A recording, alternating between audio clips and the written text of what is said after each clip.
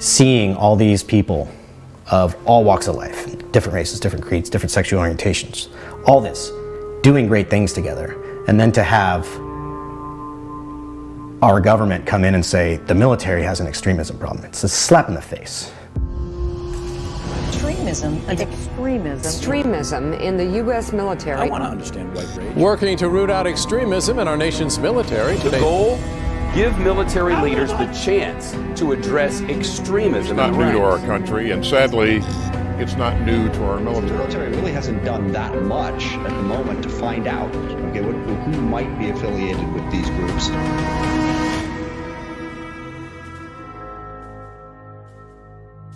I served in the U.S. Army from 1997 to 2017. 20 years. I retired as a master sergeant. I come from a military family. Both my grandfathers were in the Navy. My dad was in the Army. My older brother was in the Army. But really for me it was to just get out of the house and start adventuring and living my life. All total, I spent 54 months in Iraq or Afghanistan. That time period for me was kind of like warp speed. It went very fast. Something that's different in the military, other than other places in the world, is that you're no longer important, right? Like, you as an individual are not important. The mission is important, and your teammates are important, right? Like, you always put your teammate before yourself. I could go back throughout my entire career and tell you I don't know anyone who I served with stances on abortion. I don't know any of their stances on, I don't know, name another hot button domestic issue. We didn't care. That was for you, right? I had my one vote.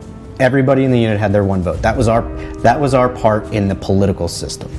As an organization, it's apolitical. It's never gonna do things for the benefit of a particular political party.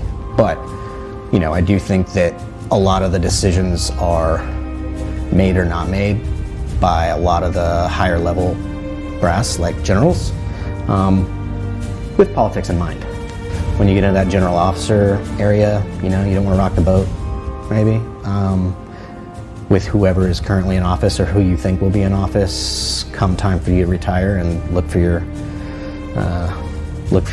you know, $1 million a year job at Halliburton.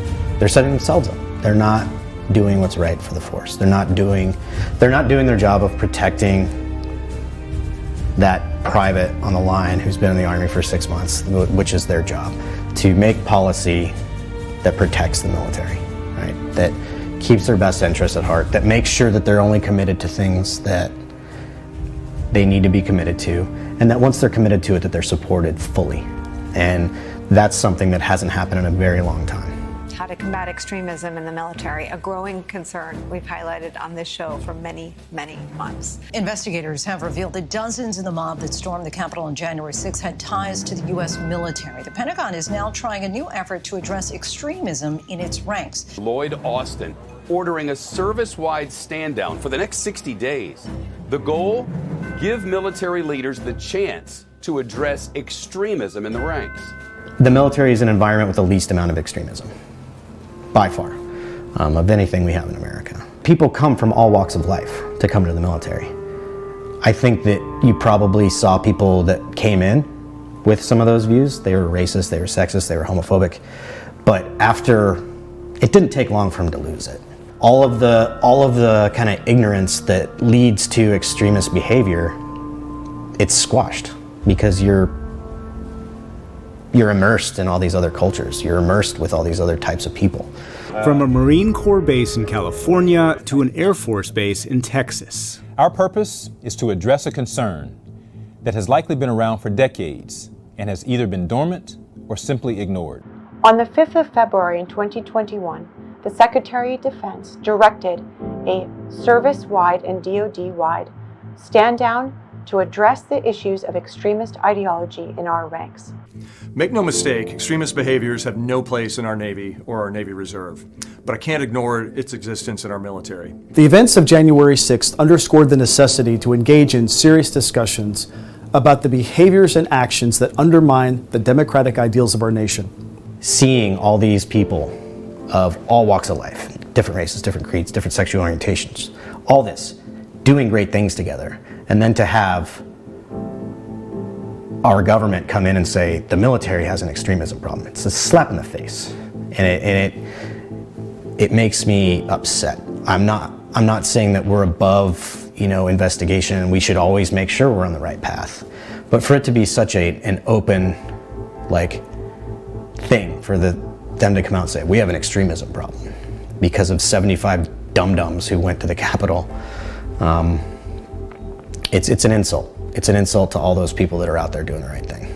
I couldn't tell you what the motivation is to say that it's this huge, overarching, wide problem. If it was a problem, it was an outlier, and I can say that policy within the Army that I can speak of had all the tools it needed to just squash it. The 21-page report on handling protest, extremist, and criminal gang activities among members of the armed forces recommends the Defense Department revise its recruiting, screening, and transition materials and strengthen its vetting and insider threat programs. The Pentagon would not give a breakdown of the 100 extremists identified during the past year out of more than 2 million active duty service members.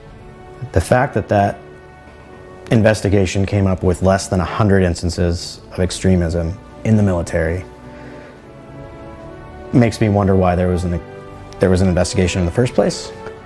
I'm not worried about our ability to fight a near-peer war against Russia or China or anybody. I think because we're America, I think we're going to figure it out. But again, I know we're going to figure it out. I just want our people that are currently serving to have all the time and energy and resources they need. And for us to be focusing organizational energy within the military on problems that don't exist is worrisome.